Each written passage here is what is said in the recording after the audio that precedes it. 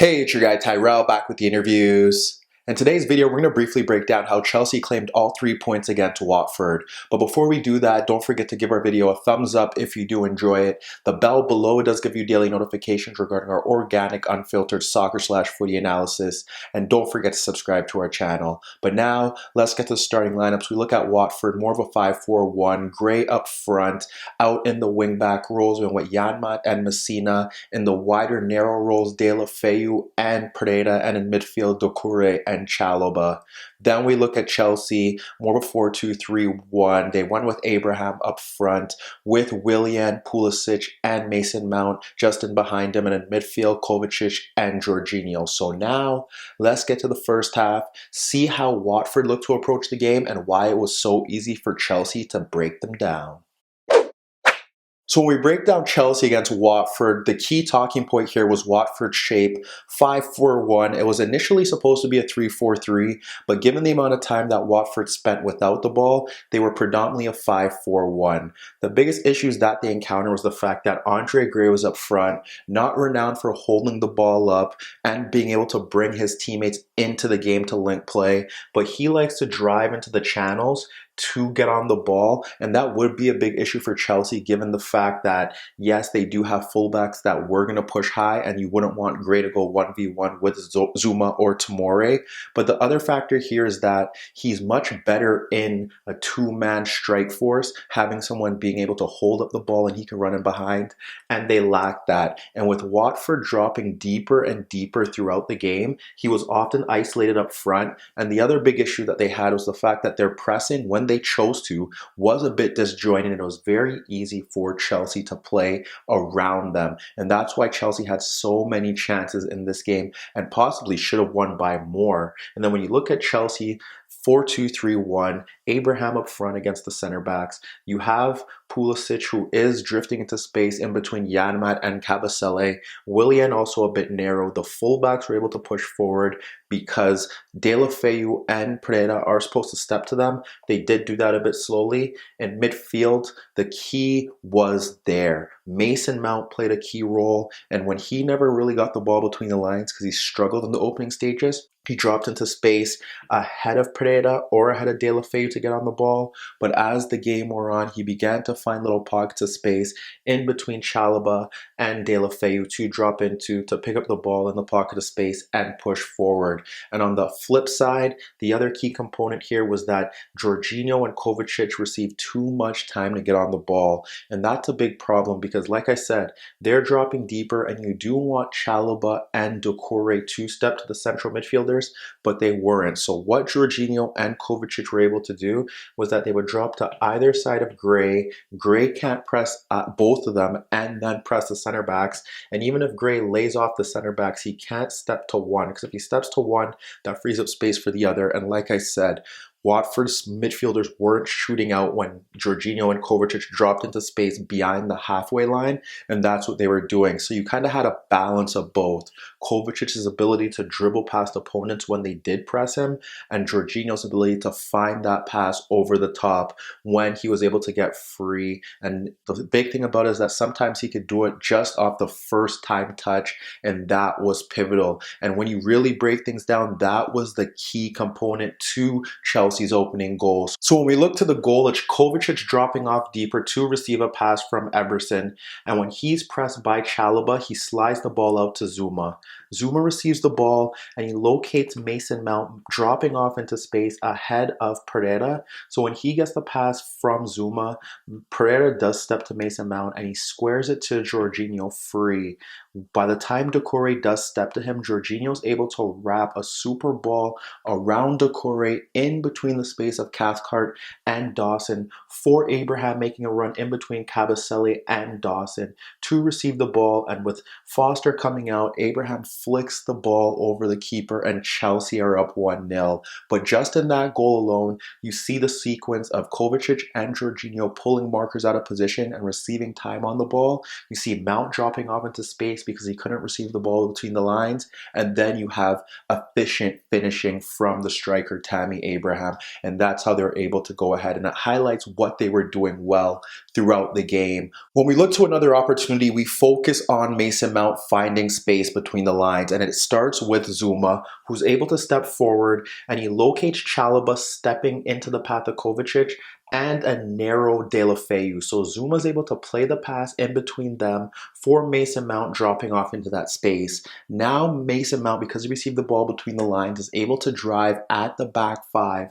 And with Pulisic keeping his marker in Janmaat out of position, now Mount is able to drive at the center backs. And when Kabasele eventually does step to him, he fires a shot off of Dawson, and it falls into the path of Abraham, free on goal, but he fires a tame effort at Foster, and Foster is able to make the save. But just like that, again, marker steps to Kovacic, Mount locates that space, drops in, receives the ball, pushes forward, nearly leads to another goal. And we look to one more example of Mount finding space between the lines. We see Zuma stepping forward once again, and now he has Jorginho and Kovacic to the right and left of Gray. He ends up sliding the ball to Jorginho, and Jorginho now is able to push forward, and Gray does recover and try to close him down. But once that happens, Jorginho turns back and squares the ball into the path of Kovacic.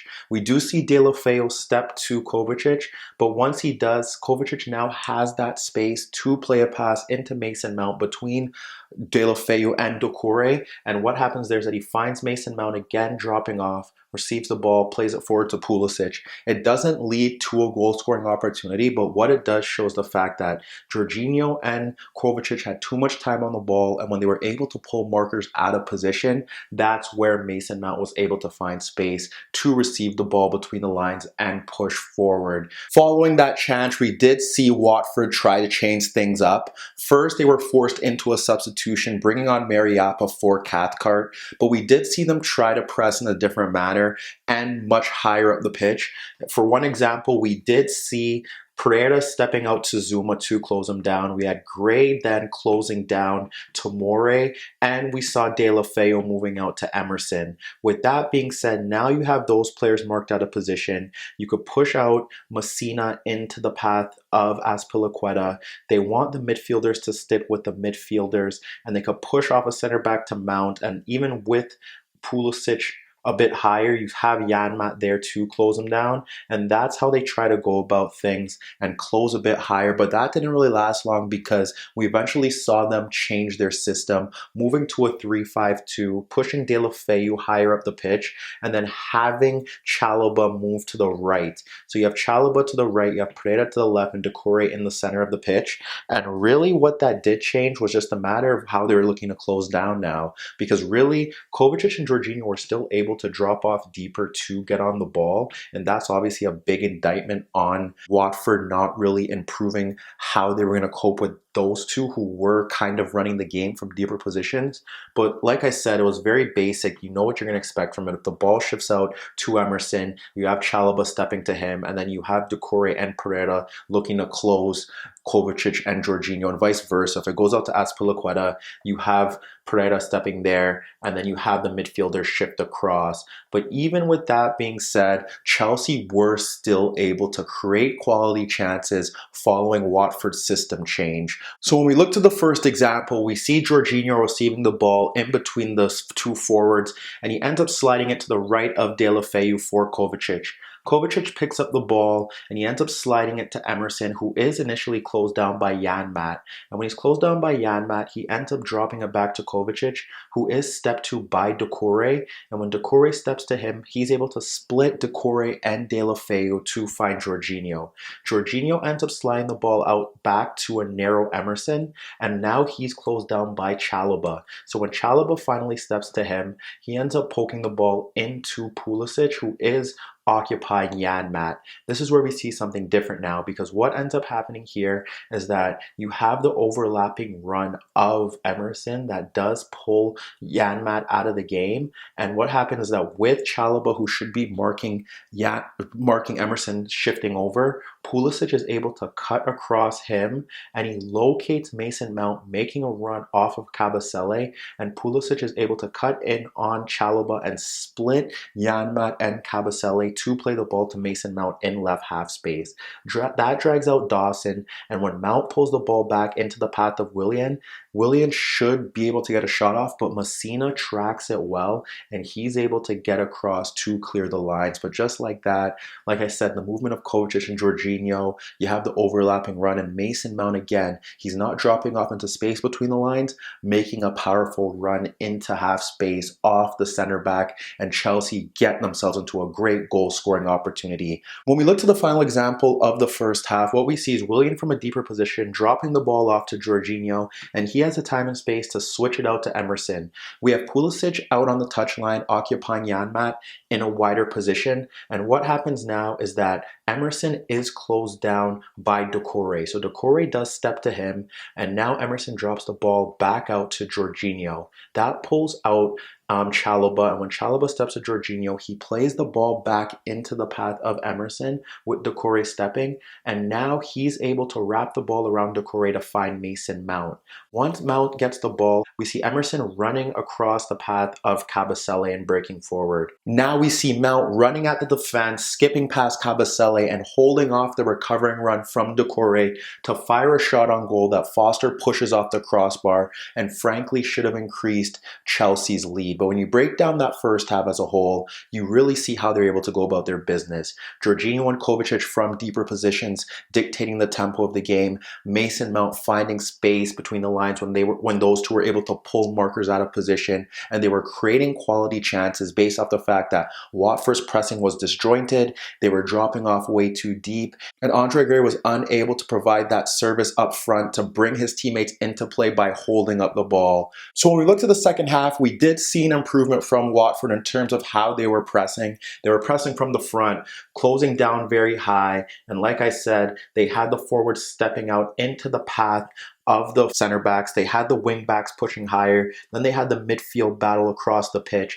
and they were looking to stop Chelsea from building out of the back and trying to inject some energy to their attack. But the problem there was that, like I said, there were times where obviously in the opening 5 minutes it looked great, but as the game wore on, Chelsea were able to simply play 1-2 passes to break beyond that. And Chelsea's first chance of that second half really does epitomize how they went about it. It stems with Pulisic tracking back to dispossess Deulofeu, and what he ends up doing is he ends up playing the ball square to Tomori, which attracts Deulofeu to the center back. Tomori plays the ball out to Pulisic, and that sees Janmat step forward to press Pulisic, and now Pulisic is able to locate Jorginho dropping off a bit deeper.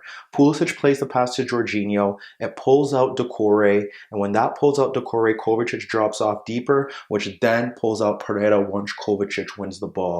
Kovacic is able, though, to play it back to Jorginho, who does get space free to receive the ball, and he ends up splitting Pereira and Chalobah to find Abraham dropping off to pull out Dawson. He pulls out Dawson, he ends up sliding the ball wide to Willian, who now breaks at the back five.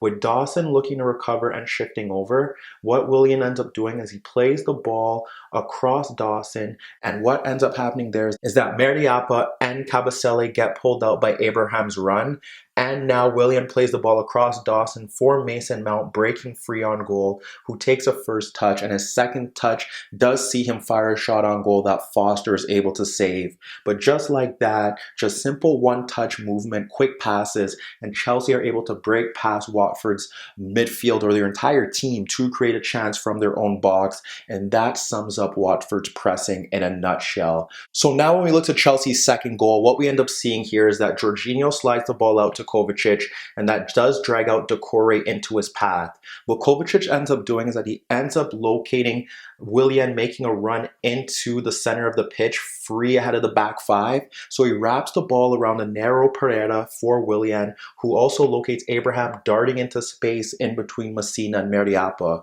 Willian runs at the back five, and he ends up poking the ball across Mariappa for Abraham in right half space. And what Abraham locates is that on the opposite flank, we had Pulisic running across Janmat, but once he sees Abraham get the ball, he instantly darts across Kabasele, so that when Abraham delivers a powerful low cross through the 6-yard box, Dawson doesn't attack it, which is an error, and it falls to Pulisic, who does convert from point blank range. Just like that, Chelsea are up 2-0. 2-0. So now we want to look at one more final opportunity to highlight how influential Chelsea's midfield were by pulling markers towards them before bypassing Watford's midfield to create chances. We have Zoom on the ball and he plays it across the Watford center forwards to Kovacic peeling off the right of Deulofeu.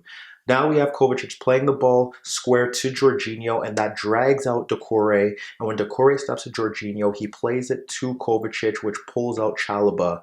What Kovacic does now is, unlike Jorginho, where he'd probably play a pass over the top like Chelsea did for their first goal, he's able to dribble in between Doucouré and in between Chalobah to carry the ball forward. He ends up pulling out Dawson towards him, and what we end up seeing is that we have Pulisic making a run across Janmaat. He is goal side of him. What we see Kovacic do is that he drags the ball across Kabasele and across Dawson to find Pulisic to break towards the box. Kabasele does slide and make a challenge, but Pulisic skips past him, and when he breaks towards goal, he fires a shot on goal that Foster is able to kick away. But that alone, and those 3 chances in the second half, highlight how Chelsea were able to bypass Watford's 3-5-2, and Watford really couldn't do anything about it. They brought on Hughes and moved Doucouré to the base of the midfield. They brought on Femenia, and frankly, the only reason why they were able to get back into the game due to a Deulofeu penalty shot was based off the fact that, as great as Kovacic and Jorginho were, they were responsible for the mistake that did see Jorginho clip down Deulofeu in the box because they were still trying to play tight passes in their own box when they're up 2-0 with less than 15 minutes to go. When you break down the game as a whole and you really assess it, Chelsea were just simply the better team. Watford's tactics were a bit naive, and even when they switched it just as a unit, were unable to close down Chelsea, were unable to build any sort of attacking play. Kepa didn't really face any saves, and this was just a good team performance by Chelsea against a Watford side that are in danger of possibly getting relegated if they don't make any significant changes in the winter and regarding their manager. But let me know what you guys think. Does this result now put Chelsea in a position where they are favorites to finish in the top 4? And what about Watford? Do you think they'll stay up? Do they have any chance? Are they destined for the championship? Meet me in the comments below. Don't forget I upload videos every day, and don't forget to subscribe to my channel. If you like this video, give it a thumbs up. And that was your daily dose of the interviews.